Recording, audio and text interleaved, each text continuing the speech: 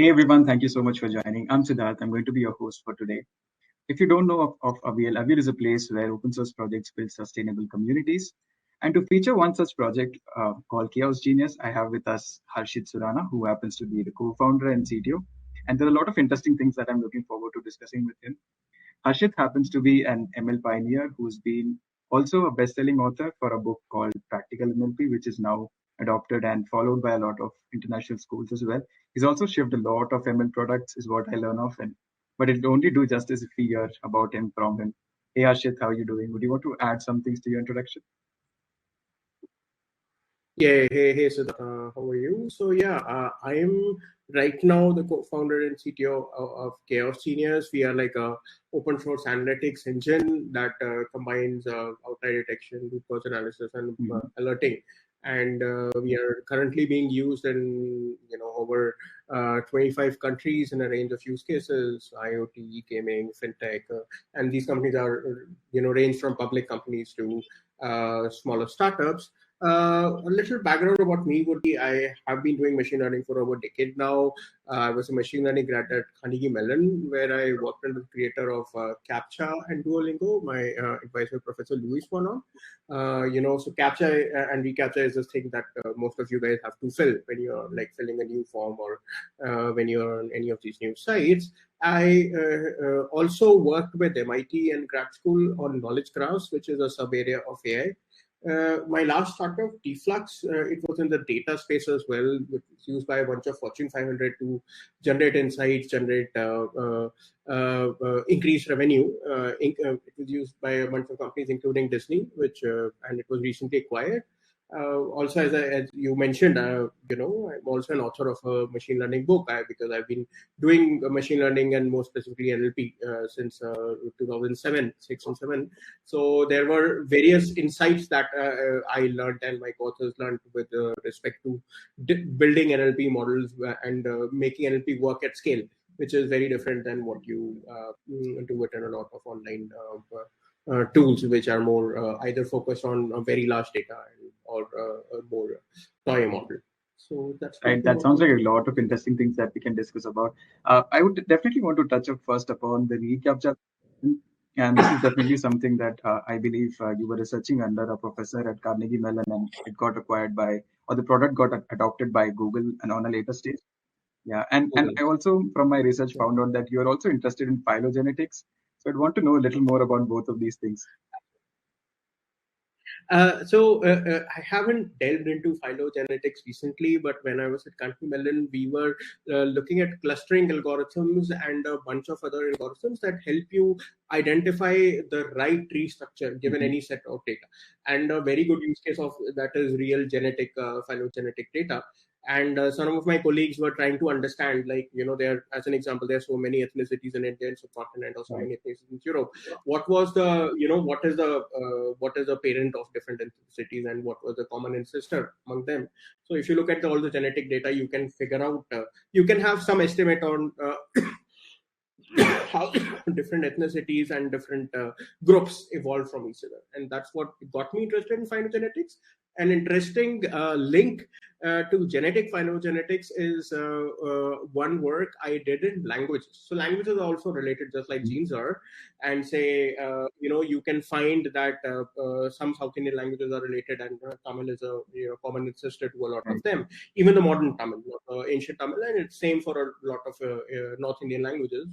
So I had worked on that, and essentially one of my papers was that we just incorporated a lot of corpus. Corpus is like textual data from all these languages. We ended up creating like an Indian subcontinent map just by that. By doing some graph manipulation, because how these languages were related. So that was some real contribution I did, and then genetics is more of. So can we count this as one of your earlier works around ML, and is that what got you so excited about these things? Yes. So this is one of my papers, which is one of more highly cited papers. I worked with someone who's now a professor at IIT BHU, and so you can look it up. Search me and Google Scholar, you'll find this. I did that research, and I found a lot of lists of papers and everything that you publish. You guys should definitely check that out. And across this concept of a common sense data set and the concept net, and machine learning algorithm and things around that you were involved in. Could you tell us a little bit about that? Yes. Yeah. Yes. So, computers, more recently, we are hearing a lot of news that computers are getting smart. They are able to beat people at Go. They have been beating people in chess for over 30 years, but computers are not generally intelligent. Most of these AI algorithms, they make you smart in a particular domain or a particular area or sub area, and but they lack the general common sense that even a 3-year-old or a 5-year-old kid would have. And which is something that even the more modern advances in deep learning has not really given a lot of fruit to. And this is why data sets has to figuring out what's really happening, what is the common sense that most of our humans have and that computers don't have, that becomes important. So there was a researcher called Push Singh at MIT who pioneered this ConceptNet project, and it he passed away, but that project became really big with respect to it's probably one of the largest projects on understanding common sense in a more quantifiable way for human beings. Now, when I was at Carnegie Mellon, we were also building games and or building different ways of generating data. ReCAPTCHA was one of those ways of generating data. reCAPTCHA was for transcription, but we were building games to get common sense information. So, and then what ended up happening was that the lab that created Open Mind Common Sense or ConceptNet, which is a lab at MIT, they reached out to us, and we ended up collaborating for over a semester at MIT and at Carnegie Mellon to improve Open Mind Common Sense. So essentially, the data that we generated improved their data by over 70 or 80%, like almost double fold we increased, and all of their data before that was manually curated, and all of our data came from real people's games and a bunch of machine learning that I built over that. And right now, I think even some of the pioneering work that is done by Google Brain and Facebook AI on common sense, they still use that data set to benchmark their results. So yeah. That's my little. Just to clarify a little bit things and simplify things for the audience. So you were saying the work that you did, is that now become a part of the state of the art models and stuff that we see, or is that a different modern model? The state of the art models are trained on it and they are tested on it. Right. So this work was more on creating data sets or not creating models. But the data sets were the foundation of many of these. Wow. That's been a fantastic journey. So we now have learned that you went to Carnegie Mellon. That's why you probably got deeper into this field and you picked up a lot of things, right? Just fast forwarding a little bit and knowing what was the journey between you coming out as a graduate from Carnegie Mellon and you reaching on to Chaos Genius. What was that journey like? Yeah. So my advisor, Professor Luis, was always involved in creating startups, and even CAPTCHA was spun out as a startup that was acquired. The gaming thing was a startup, and one of the startups that he did was called Duolingo, which is now the largest language learning app in the world. And in that process, I was also very fascinated by creating my own startup, and that is when I delved into the startup world and created a few startups. The first startup that I created was say Instagram for text, and it was featured by Apple in over 100 countries and very popularly used. And then more recently is a startup that I created both in the data space, which is called Deflux. Now, Deflux, what we were doing is getting alternative data. So what alternative data is? Data which a company does not own. Right, which is as an example, if you're Walmart, you know your sales data, but you don't know Target's sales data. You don't generally know what's happening in that demographic outside of Walmart, unless you purchase some marketing research people. But most of these traditional folks, they are not granular. They do surveys and they are on a high level, and that's why these new companies have come which generate alternative data through various sources. So before I get into Deflux and how that Chaos Genius got linked to that was, let's assume you're a hedge fund and you want to trade on Walmart or you want to trade on Apple, and you're looking for more and more insights, right? Everybody in the world has some estimate as to what revenue Walmart is going to do, and how you plan your trade around that is going to affect what what your fund is going to do. Now, what companies started doing is started looking at, say, satellite images of Walmart, of all the Walmart stores in the US, and estimating if that store is going to do better or worse, and then making trades, hedging on whether it's going to beat the market or whether it's going to beat the market estimates or whether it's going to not beat the market estimates. And that is what alternate data was about. And so at Deflux, what we were doing was generating a lot of this alternate data, first starting in the movie world and then also in the e-commerce and retail world. And that is where Disney comes in the play. The largest Disney launch that we were part of is a movie called Avengers Endgame. And then a lot of the Lion King, Aladdin, so on. So a lot of for a lot of these movies, there were cases that Disney didn't have enough data on what the competitors are and how they should optimize their marketing and optimize their distribution. And this is the data that we were able to capture through various measures that others would not. And then we build algorithms to generate insights on that data as to how you should change your distribution, how you should change your marketing, how you should change your strategy for a particular zip code, particular city, particular ad.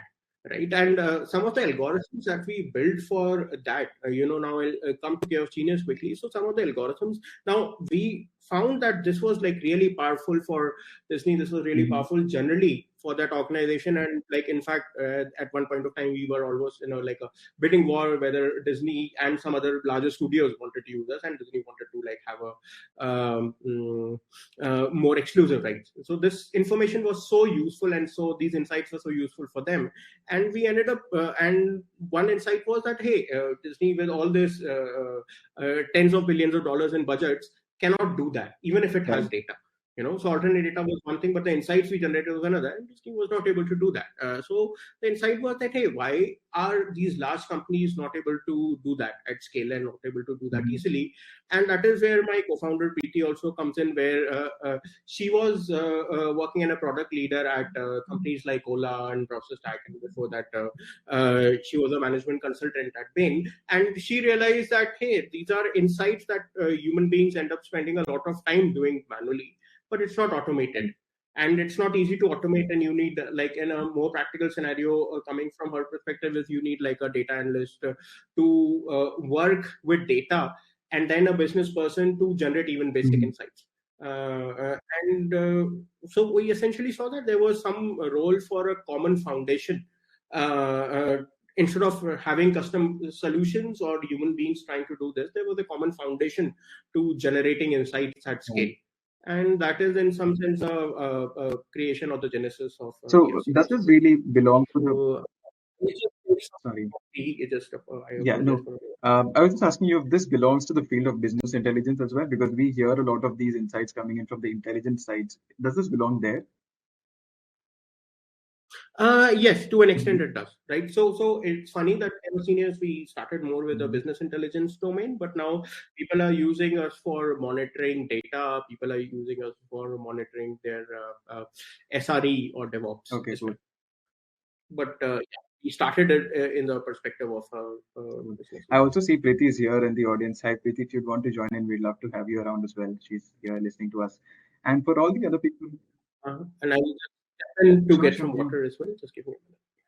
For all the other people in the audience till Harshit comes back, if you have any questions, you can just drop your questions on the Q&A section. You should see that on the right side of your screen, just below the chat. So if you have anything to ask Harshit, you can do that. Or we are also going to turn on, we also have turned on the enable get on stage thing. So towards the end of the event, we get you on stage if you want to interact with Harshit 101, and that'd be a really good thing to do right now. So now that we are close to Chaos Genius, first thing that comes to our minds is why the name Chaos Genius? Where does that come from? How did you coin that? Right. So I think we have all been part of various companies, and we see that there's so much chaos.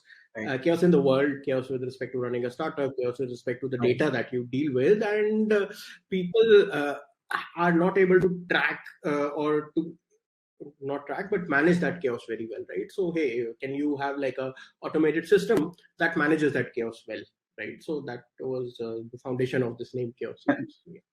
And that applies equally to business or data or DevOps and so on. Cool. Okay. So now that we are talking about chaos genius, would you want to like give a brief description of what chaos genius is in a language that non-ML guys would understand this? Yes. So I will probably start with an example, and let's assume that you are a small e-commerce store in the US. So US is because I'm assuming US for a particular reason, but let's assume that you are selling your product in 50 states and you have 50 product categories, and you are selling this on a different device plus OS combination. So Android and Mac OS and so on and so forth, right? Now, and this is just for your one metric, which is revenue, right? So let's estimate how many different subpopulations would be to get and hold of, right? So 50 product categories, 50 states, and 8 device plus OS combinations. So I'll just pause maybe for a minute and wait for the audience to estimate what is the total number of subpopulations that happen in this example. So maybe I'll also write it: 50 states, 50 product categories, and 8 device plus OS components. So we'll wait for a minute. We can even discuss how you would solve that problem, like whether you would consider it like some sort of combinatorial, whether you want to do some exponentials. How would you solve that problem? Okay, so I'll just quickly jump to an answer. Like it's a simple multiplication, 15 to 15 to 8. So that leads to 20,000 different subpopulations. Right. Now imagine some state in Idaho for a particular product category, which is like say sportswear. My revenue is dropping. Now, how can you track that? And people often track that. People often got to know of such different subpopulations, but like after a quarter, hey, our revenue dropped in Idaho. And we never tracked that. And had we known that there was an issue with how our software was being served in Idaho, or there was some configuration that was going on in Idaho, we could have figured it out and we could have saved a lot of revenue, as an example. But to do that, you really like have to, to go back to your BI example where you have like dashboards, you really have to like look at all these different filters to understand what's happening at all of them, right? And that's not humanly possible. This is just 20,000 dimensions, and for a good proportion of our customers, this is like a very small data set, right? Often people are dealing with even larger dimensionality than this. So how do you know what's happening, and how do you know if something is going wrong? And that is, in some sense, so that is like, in a more general term, it's called like the curse of dimensionality. There's so much dimensions, you can't process it properly in traditional BI tools like Power BI, Tableau, Metabase, and so on, right? And you also cannot do this easily. And so one thing is understanding whether something changed. The other thing is understanding why did it change, right? So I understand that something went wrong in Idaho, but why did it went wrong in Idaho? Right? What were the reasons for it going wrong? So that is something also that's pretty hard to do in your traditional tools like Excel or writing a SQL query. And that is in some sense what we solve at Chaos Genius. Like you can define a KPI, you can define how so I think Isaac answered it. Right, so it's 20,000 combinations. So essentially we try to track all these combinations one, and then we tell you what was the reason of the change. And you can do it for your business matrix, you can do it for your data matrix, you can do it for your DevOps. So while you are keeping track of these things, sorry to interrupt, but while you're keeping track of all of these things, and there are some insights that are derived from it, and you have to take some actions, some informed actions based on this, right? Some of the common tools that come to our mind, Power BI, yes. There are also tools like Splunk, right? How does that differ from this? Right. So I think there are a few cases. So one is Splunk is very focused on DevOps matrix. It does not natively ingest these business metrics. There are hackarounds to ingest certain metrics, but again, it would not have the intelligence as to, for a particular revenue metric or a particular performance marketing metric, this is what it really means. This is what good means. This is what bad means. As one example, the other thing, what Splunk does not do is it just tells you that something changed, but it may you will need to manually dig in to find what the reason. It won't give you a structured reason as to why that change happened. And there, however, outside of Splunk, we do have certain companies who are closer to our competitors than Splunk. So I'll give you a brief overview about them. But the high level idea of these companies is that they are started by folks with very deep domain expertise, but these companies are also closed source, pretty expensive. Like for a lot of these companies, like your baseline is $50,000 ACV, right? Annual contract value. So what that means is like, a small company cannot try it, or an engineer cannot quickly try out a product and make sure it works, right? And this is just the baseline value, and that cost really explodes as you put in more data and you put in more metrics. So the companies that are really in our space are, there's a company called Sisu Data, which was created by professor at Stanford, who was previously like at the AMP lab at Berkeley. AMP lab is the lab that created Databricks also. And he has this company called Sisu Data. It's completely proprietary, it has a long sales cycle. And it also runs in a, not so interactive manner. And, at times it takes a while, but essentially it's a very closed and a solution that you cannot, just give it to all your team.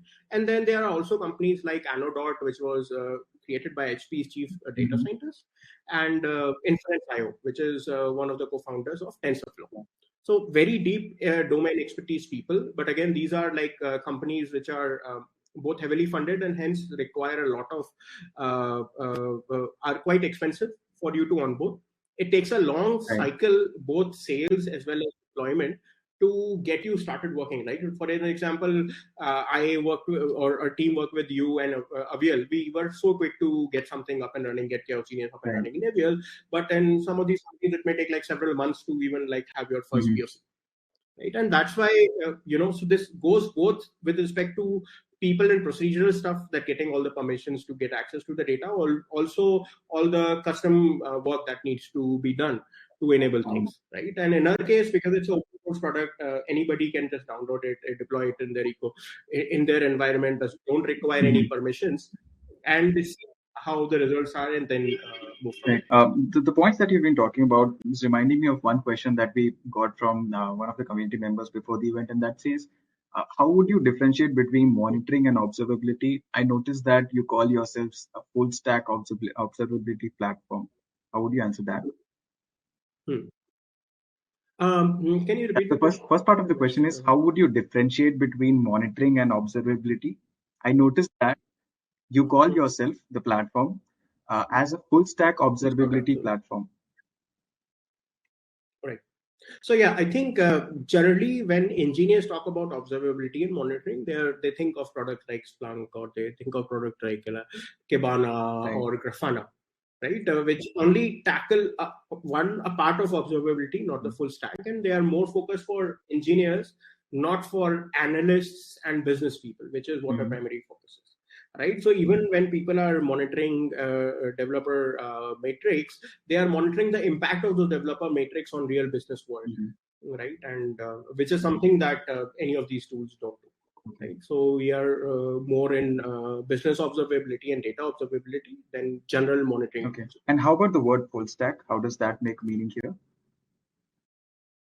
That makes meaning here in that, even though like a primary focus was business, people are also using it for data monitoring and DevOps monitoring. An example, and that is like a specific vertical that we are working on, that we'll also briefly talk about, is that we finally found that a lot of our people who were using us for both general data observability as well as observability for particular data warehouses. Like what's happening with my BigQuery instance, what's happening with my Redshift or Snowflake instance, and is something going wrong? Are people firing bad queries? So something that Snowflake and Redshift and BigQuery don't draw in it.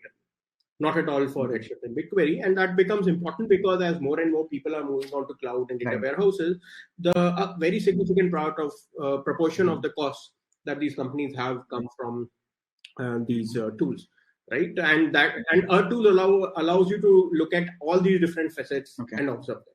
One. Two, we are also working on more specific verticals which have some domain intelligence, which the open source Chaos Genius solution does not. Like as an example for data warehouse. Okay. Cool. I was just thinking while you were saying this, these are some of the data sources that you highlighted, right? You talked about Snowflake and all of those things. Yes. So what would be a process for someone setting this up? So you did talk about how you connect a data source, and I'm guessing there's a process to do that. What are the other steps that folks do? So I think now would be a good time for me to like quick start sharing my screen and go over a quick demo with you. So can you see my screen? It's not up yet. Yes, it's up now. Cool. So essentially, Siddharth and everyone, there are these key processes with respect to setting up anything at the Chaos Genius open source. So one is you have to first identify a data source, then you have to set a KPI, and then you have to fine tune the metric for that KPI, right? So data source, we support a large range of data sources. So we also support like a particular time zone because a lot of people are working on different time zones. But as a default, the databases and data warehouses we support is MySQL, BigQuery, Postgres, Redshift, Druid. Druid is like a columnar database which is more optimized for analytics, and Databricks and Athena. Now we also, but that is not all. This is like the baseline version we have. We also have another version which supports third-party connectors. Like, hey, I want to connect my Google Analytics, I want to connect my Stripe data, or I want to connect my Facebook ads. So you will have to give all the information with respect to your Stripe account, and then we'll be able to fetch all that data and run analytics on that. So that becomes useful for teams, especially business analyst teams that may not have all the data to process right away. And then they may need to work with some people to write those data pipelines, but we just manage that in-house. Right, and once you select your data source, you provide all these different parameters. It's different for different data sources. So, and once you do that, you test the connection, and you have your data source. And then post data source, you can create a KPI. So a KPI is either derived through a data source. So let me just select this. Is either derived through a data source, and you can either select a table or a query to build it. We also have an option in private beta to import DBT models. DBT models, you can define metrics and so on and so forth. But let's, in this example, for this particular example, let's assume that we're looking at table. So I'll select the schema. I'll select that. Let's look at cloud cost as an example. I am looking at the total cloud cost. So I select the metric, which is cloud cost. I aggregate it as sum. My date time column is important because you need to identify what your time series is based on. And this dimension is pretty important because all your analytics will run based on the dimensions you select, right? So whatever dimension you select, so in this example, region and service, and you can have 5 or 10 dimensions as well. And whatever dimensions you select, so for all those dimensions and the subpopulations that created by that's the example that we started with, we will look at the statistically significant ones, and we'll start tracking them individually, and we'll also incorporate it when we tell you what really changed and how it changed. So does that answer some of the questions? A couple of questions that I have right now is there a suitable data size that you should have as a customer when you're using this? Is there a good enough size? There is, you need some statistical significance in the data, because otherwise, if the data is completely noisy, your results would not be so. But but because it's like an open source solution, and that is one endpoint where you need some data and not absolutely no data, or very little data which gets noisy. The other is like the data is really large. So there are people who first connected us, and they connected with us with billions of rows in the data, right? So in both those extremes, we have provided certain parameters that you can set up in the software that allows us to process that data better. So in the small data example, maybe the data is a lot of data that you're adding that's not statistically significant. So you can define what statistical significant means in that small example. In the case of very large data, you can have an option that, hey, our system would not cronk up if the data is very large, or there's an option to have a materialized view or some sort of aggregation before we ingest the data. Okay. So those are parameters that you can set up. Okay. While I hear of this, and a use case that I have in mind, and I'd want to ask you if there are people using it in that way, is about e-commerce. So thinking of Shopify stores or WooCommerce stores that are set up and people using that here, what Yes. do you have something like that? I have one example that you may find interesting, and let's assume that this is like a data set that we have where you have real sales of products that are coming in, or you have like average order value. So let's assume that we're looking at total sales for UK. And in this example, so these are all the dimensions that were selected. So you can see that on the last 30 days, so these are different filters, by the way, that you can select to understand why it changed. So from 519,000 to 500,000, there was a small drop. So what was the reason of the drop? So you see that, hey, Sunday, there was a significant drop, and then there was some drop on Tuesday. Similarly, for purchase time, there was a significant drop in the evening and some increase in night and so on. And you can also drill down and let's assume that I want to understand what's happening in the evening. So now this is where all this multi-combinatorial stuff that I was talking about, multi-dimensional stuff, which requires a lot of combinatorial algorithms, comes in place, where for the purchase time evening, I'm looking at all combinations of data. So you can see I have purchase time evening and quantity being like between 12 and 74,000. You have purchase time evening and day of week Sunday. So these are all significant combinations that are there. And I can even drill down. So I see generally there's a drop. But think of it, how hard it would be to figure out that, hey, generally it's a drop. But for mid-quantity cases, there was an increase. Right? So doing that in Excel, doing that in SQL is non-trivial. And then I can even drill down and understand that for purchase time evening and quantity between 5 and 12, these were the unit prices, or these were the countries and different dimensions where things increase. Right, and I can do that for each dimension, one. And two, we also have an option to, let's assume that we want to combine all of this, right? So from 509,000 drop to 500, but if I had like 10 dimensions, I need to look at all of them, and still I may not get enough information as to what the change was. So what we do here is look at all different dimensions and all different angles. So day of week, even combine angles when it becomes important. So purchase time, evening, and quantity between this. So these were the key drivers of drop, and then were some other drivers of increase. And you can see an entire list of that. So there are some technical nuances into how that is calculated, and there are some mathematical properties, because like day of week Sunday and purchase time evening, you can assume that these are not mutually exclusive. There could be cases where purchase time would be evening and day of week is Sunday. And how do we tackle that? But that may be like a little, depends on the time. We can discuss how we do that a little, but we do a bunch of heuristics and search-based algorithms, like AI search-based algorithms, to figure out, what would be the right sequence of these, to give you like a clean overview of change. Right. There's actually one question that I was going to ask you. The other that comes to my mind right now is this is basically time series data, right? And time series has its challenges of seasonality creeping, and it can become a noise for you in certain cases. Do we handle that also here? Yes. Yeah, so we handle two things. So we also handle it there by certain hyperparameters we have, or you can remove the seasonality when inputting the data. This is for the drill downs.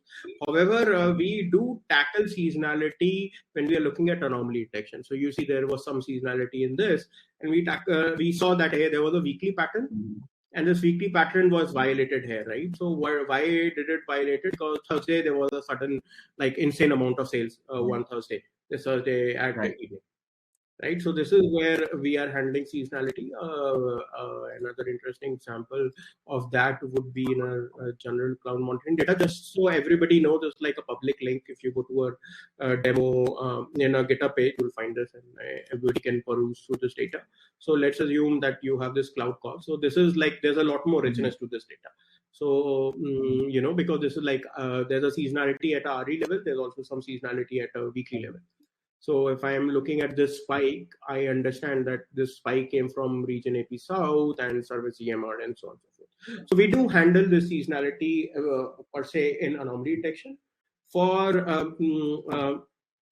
drill downs, we have some options on how you can get these root cause analysis, which are independent of seasonality. But that's a great question, and one pretty large gaming company, one of the largest gaming companies, is interested in this particular use case. Oh, that's nice. We also have one question that's waiting in the chat. Let me just read out to you.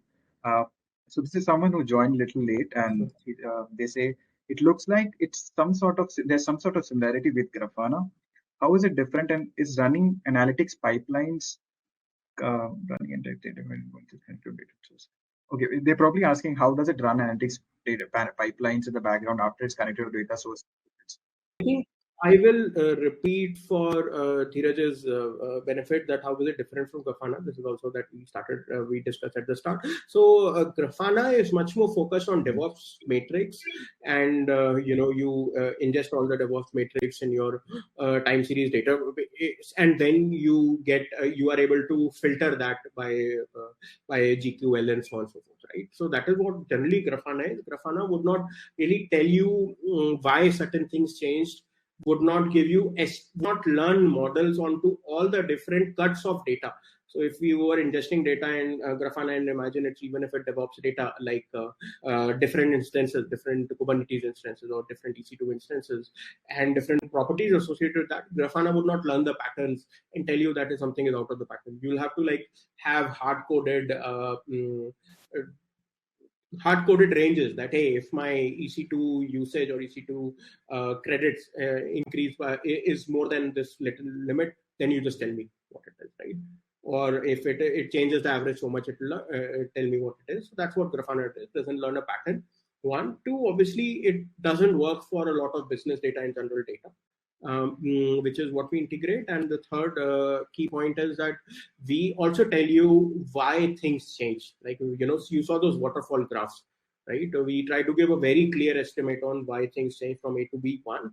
Two, we also want to we also are offering it for enterprise customers as APIs. So people may not need to look at UI, but people need to generate automated insights as to why my metrics change. So that is something that also Grafana or all tools in that domain don't offer. The last question around the project that I have right now is, we talked about how things are set up where data comes in from, but how do you as a product notify people whenever there's something going wrong around it? How do the alerts work? Yes. So I think, let me share my screen again.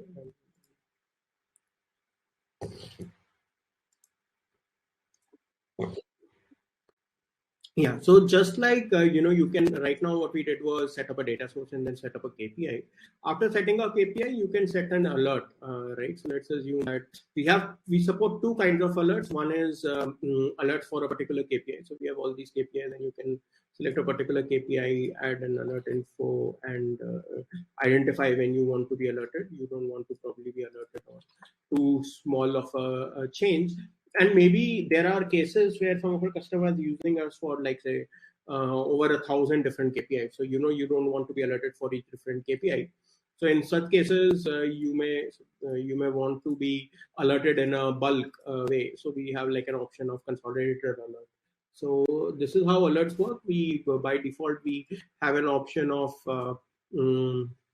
Slack and email, and in private, we also have an option for webhook. And you'll either get an individual alert for whenever that happens every hour or every day, or you get a consolidated email on your particular, if you have a bunch of alerts which are set up as a consolidated thing, so consolidated email or consolidated Slack. Thank you so much for answering that, and thank you so much for the demo. It really explains a lot about the project. Shifting gears a little bit and talking about the open source aspect of it and the commercial open source angle to this. Is there a specific reason why you decided to build this open source? And was the firm that you were associated with earlier, Deep Flux, did also that have an open source angle to it? So no, the earlier firm did not had an open source angle to it, and but also so there were both practical reasons as well as more deeper philosophical reasons as to why we open source. So the philosophical reason is that hey, we were trying to solve this problem and nobody else, and it took us a while to understand it. We looked at certain competitors which were heavily funded, and in some cases we could not even access their demo instance, and we wanted the world to be able to have a baseline chaos genius and a baseline anomaly detection and root cause analysis working. So that was one reason on why we open source. A little more practical reason, and we generally just wanted that the world gets exposed to that, because we think this technology is very important, but not enough people can access it, and people who probably even need it have to go through a very complex sales cycle and splurge a lot of money to be able to start using it. So that's a more philosophical reason, and a more practical reason was that it gets like you need to have a much more longer cycle to have a bunch of people start using you if you don't have an open source thing, right? That's how a lot of open source products became popular and successful. That hey, an engineer, in fact, some of our most popular users are people who we never approached. They just found us even before we had like an open source. We were in private beta, and they just started they downloaded us and started using us, connected with us on Slack, and and then some of them have become customers and so on and so forth. Right. So that is something that this very smooth transition without having to spend a lot of resources on like manual custom sales, and is another reason where we thought open source was helpful. Also, another third point that I would bring out is that a lot of SaaS tools that people have, you essentially have to share all the data with that SaaS tool. Now, the kind of data that you are sharing with Chaos Genius might be even more critical than the data that you're sharing with Splunk or Grafana and so on and so forth, right? Because this can be critical business insights, and a lot of people may not be instantly comfortable sharing all of this, right? So this becomes a much more easier way that hey, everything is in my environment. My security engineers can run through the code, they can run through checks and ensure that there are no major security violations, and I can have it up and running. And if I find a bunch of features useful, I can start paying, and I can have like a enterprise support or have the enterprise edition. So both business model as well as practical. Kudos to the team for building this open source, and we really hope that more and more these projects become available to people, for people to use it for free rather than having to pay for everything. Okay, thank you so much for doing that. The other aspect, the very important aspect about open source is, and this is a word that along with open source everywhere, is community. And so there are different ways in which people refer to community. One could be people who are contributing to you as a project, or the other people who are also maybe contributing to your roadmap and helping you decide a lot of things there. So what would community mean to you here in the context of Chaos Team? Yeah, I think among the things that you mentioned, first of all, there's lots of people who contribute to us with respect to testing and bugs, right? It gets like if you're offering so many different data sources and data sources that work at a very large scale, assume or imagine the cost of setting up a Snowflake cluster or a BigQuery cluster with a very large scale, and to test it always. Now that is not always possible. So that's one aspect. That's a starting aspect of testing and refining the product, whatever features you have. And then obviously, just right now we have a new data source which is being added. I think it's ClickHouse, which is this popular OLAP database, and that is something we didn't support, but people are adding new data sources, people are contributing to new models, and that is on the code level. And then obviously people who either have a vision or they have feature requests that we don't have, or it helps us prioritize a feature request, is the roadmap part. So for all the three things, open source becomes really critical, right? In fact, I would say, and I at the start of the call, I mentioned some of the competitors that we have, which are like, it would not have been possible for us to build what we did and to be there where we were if we were not open source. That's definitely a great answer. And while you're talking about community, the other thing now would come forward is, as an open source project, you definitely have a commercial side to it, and there are a lot of metrics that you can use to track how your commercial side of things are doing. But what are some things outside of the GitHub stars, which is the most common one, do you use internally to keep track of how well your community is going or contributing or getting involved here? Not heavily. GitHub Stars is, I believe, GitHub Stars is more useful when it's when you are a developer focused product in which developers are also your customers, and hence if they are starting, they are also going to use it. In our case, it's more practical in how many real projects are we deployed Right. at and what scale than Star. We could have optimized on GitHub Stars. We did spend a brief time doing that, but we didn't really focus on that because we didn't see that that was directly linked to the success of Chaos Genius. You can have a lot of GitHub Stars by various methods, but that does not really convey how popular the product is. And there are cases that we know where like you have really like more than 10,000 GitHub Stars, but those products or those companies haven't done well, or they're no longer around. So I think just optimizing for GitHub Stars may not be optimal for certain kind of. Right. So what are some other things that you're looking forward to right now in terms of tracking the metrics of how your community is performing?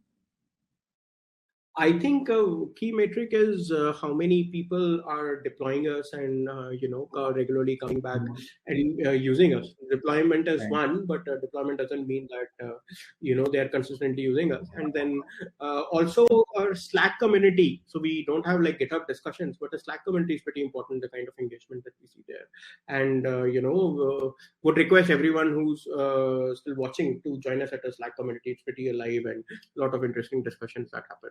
Right. All the other things around Chaos Genius, the documentation, the link to the community is all available on Aviel. You can just go to the projects page, look for Chaos Genius, and you on the right side of the screen, you'll find all of these links, and you should definitely join the Slack as well. But to get folks more excited around here and to let them know of how they can contribute at this point, would you want to share some of these code, non-code contributions and stuff that come to your mind that you might be looking for right now? Yes. So I think what we are looking for is more data sources that we don't support. One, we do support data sources, but not at a particular scale. So in certain cases, for traditional databases, you may want to have some sort of view or some sort of optimized way of handling it, because otherwise the data could be really large. So that is something that some contributions would be helpful in the more short term. In the more long term, there are more complex features that people have asked us as to, say, causation, as to so what we are doing even right now as to identifying why that's not really deep causality. There are different levels of causality. Causality is like a proper science which someone called Judy Appel created at UCLA, and he also won a Turing Award. By the way, Turing Award is like this Nobel Prize equivalent in computer science. And so causality has different ways, right? You can have very shallow causality. Even correlation in some sense could be construed as causality. But deep causality as to why certain things really change is something that we are planning to build over time. That is something that it's in a roadmap, but it's not an active focus of ours. But however, open to anyone who's really interested in that, and we can work on a more project to invite that into us. The third thing, so the first thing was much more on the data side. The second thing was more on the ML side. The third thing, which is a little in the middle, would be adding more reasoning to our anomalies. Right. So you saw that anomalies, we tell you that, hey, these were the key reasons, but why is it really an anomaly, right? A lot of business users, they don't understand severity scores or statistics or Z-scores or whatever we use, and how can we make it more consumable? And that was not just for anomalies, but generally, how can we make our product more consumable for a lot of business users, something else that we are focused on. So these are three core things in core Chaos Genius. The fourth thing that I would like to mention is something I briefly touched on, which is like data warehouse. So if I think a bunch of the people who are still watching us, they would be using some of these large data warehouses, and are they facing problems with respect to monitoring them, with respect to managing costs of them, and with respect to optimizing them? Because with respect to data warehouse, that's why I said like we are building more vertical intelligence as to optimizing things. How do you get insights on saving costs or improving performance? So if any of you are facing those problems, please join us at Slack or reach out to me, and would love to cover in more detail our roadmap and how you can contribute both and share a private. Thank you so much for that. I'm down to my last couple of questions. If anybody in the audience has any questions, you can drop it down on the chat or the Q&A. We still have a little bit of time before we wrap this up. So another question that we collected from the community before we went live, one of that was around a lot of these incidents that are happening in the world right now. So the question goes: there have been questions about security of open source software. How do you guarantee the security of a product like yours? Right. So we have a lot of security checks which make sure that our product is reasonably secure. One, two, we also have customers who have deployed it at a large range of places, and they obviously go through the security checks. But the something which is even more critical is that you can by changing certain parameters ensure that the software sends no information outside. Right, so you can set it up in an environment, no matter how secure the software is, it's completely isolated, and the chaos will still work as well. And that's one of the advantages that you have in a completely on-prem software, which is end-to-end, that you would not have in a SaaS solution. Thank you so much for that answer. And I should also add that some of our both community members as well as some of our core contributors have been quite active in figuring out what we can do to improve security. And so even though, as I mentioned, like there is an option to deploy it in a completely isolated manner, we are still actively working on making sure that we do cover a bunch of things.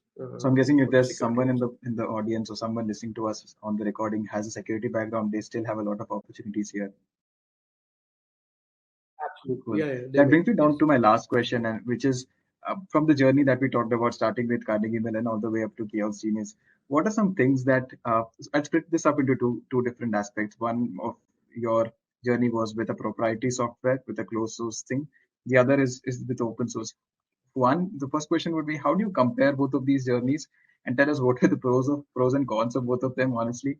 And the other would be, do you have any learnings from this that you would want to share with the audience and other folks that are going to watch this later? I think, Siddharth, I lost you for the first half of the question. So there were certain learnings. Can you hear me now? Repeat that? So, I was saying, based on the learnings that you have had, one with the proprietary software that you're building the firm that was proprietary, the other which was open source. One, what were the pros and cons of both the sides of going open and going proprietary? The other, what are some learnings that you would want to share? Let's answer that. Go ahead. Sure. Let's answer the first one, proprietary versus open source. So one thing that I can say, which is like a con of open source, is that we know certain people who want to, even before we open source, we knew certain companies who were just waiting us for open source and incorporate us in a proprietary offering, which may be more vertical specific and so on and so forth. So that is something that you cannot completely prevent in open source. If you have built something over time, it's deep tech, it's easy for others to copy you or to directly copy you, use you in source on-prem, or learn from what you have done and incorporate that. So that is something that open source always has some disadvantage too. But over time, I think that gets equalizes. However, I should also add that there are models to doing open source where you have a general public open source version which everybody can use, but it may not have all your IP and all your intelligence and all your hyper optimizations, right? So one example would be Databricks, which has a completely open source API which everybody can use, but they also have a parallel API which is closed source, which is more optimized, which works better at scale, which they offer if you are have a paid license for Databricks, right? And that is one thing that helps them prevent not having to compete with the AWSs of the world, right? You remember what happened with Redis, because say Elasticache is just built on Redis, but and there were so many other initial fundamental contributions to open source that were just completely monetized by other companies who never paid their dues back. Right, so that's a disadvantage that you can have with open source, but that is also where smart licensing and having both licensing as a license, what kind of license you're using, as well as how you're structuring your code, how you're sharing your IP comes in play. So that's largely open source pros. Cons, I think pros I have covered enough, and I think open source brings a lot of value, brings a lot of fast iterations. It can touch a lot larger amount of the world than a closed source solution can. Mm-hmm. With respect to proprietary solutions, obviously, our company was not just proprietary software; it was also proprietary data. So, if you just open source it, there are very few ways to one make make it commercially viable. Two, with respect to data, once the data is available to everyone, the value of the data goes substantially lower. That is true of any like this, like public information and private information kind of thing. So once a lot of information is public, the whole value, the competitive advantage that a specific company can get out of that goes away. So there are some cases cases where you just can't have like a public or open source model. But also, another thing that I mentioned is that how quickly can you get customers? So, in my last company, my business co-founder already had relationships with some of these larger companies, and that is why it was easier for us to start working with them, do a pilot with them. But that becomes very, so that is, but if we were, an open source company, we could have reached a much larger surface. However, in that case, the open source does not make sense as a viable model, but it's a lot harder to reach a larger crowd with open source as opposed to. Just brings me to one more question while you were explaining about your stuff. Your experience with ML, and you might have seen a lot of folks around, and this is a very hyped up space right now, the ML space. What approach do you think? Sorry? It has been for a while. Yeah. No, I interrupted It has you. been I for said a it while, has yes, been for a exactly. while, And but the hype still remains. I mean, we've seen a lot of these things where there was a hype wave and then it went down altogether. But there's definitely a hype that's been there for a very long time around this. And you might see a lot of these, and this is essentially for younger folks who are listening to this, who would want to maybe get started with this after they listen to you and stuff like that. Any couple of tips that you have for them and what they should concentrate on? So I would preface your point to say that there was a lot more general hype to data science as a field, like say 3, 4, 5 years ago than it was now. And I think people have realized that the ability to run your, GLM.fit or whatever, your models dot fit is what a lot of data scientists did. But that probably doesn't have enough value as is, which people thought that, hey, I think if I can just use these popularly available libraries, I can download a model from GitHub, train it on my data, and everything would be fine. That is not there anymore, and people have come to that realization. And some people have come to that realization, and I think it's important to understand that having a surface knowledge in machine learning is not going to be helpful. You can probably get a lot more by having surface knowledge of front end or even back end. You don't need to know how your schedulers work, you don't need to know how your compilers work, and you can still be a pretty good backend engineer. But I think in machine learning and data science, you get a lot more value if you know what are the internals, because otherwise a lot of the things that humans do can also be automated, and that's where things like AutoML and so on comes in play. At both AutoML on one side, where everything is automated, on the other side, no code ML solutions or low code ML solutions, right, where you don't need deep ML knowledge. So essentially, if you are an engineer or a prospective data scientist or machine learning engineer, your value would become much higher if you really understand what's happening inside, right? Something as simple as a linear regression, if you can implement it from scratch, including your optimizer and including making sure it runs for a robust, it runs robustly and not in a very toy setting, that is probably much more valuable than the ability to know 5 different PyTorch and TensorFlow and Keras and so on and so forth. So I think that is because those things are quite easy to learn. It's easy to get knowledge of that. So that's one. Try to understand the basics. The other key point that I would add is try to really have the, so at a particular level, at a higher level for a machine learning engineer, you become much more valuable if you are a generally good contributor. So the ability to, like, say, read research papers on one end, which is like very academic thing, to deploy end-to-end models. That ability is much more valuable than just the ability to, train machine learning models. While you're talking about the optimization function, it reminds me of the time that I was trying to dive into this, and so the dropout layer that we use by just importing a line, right?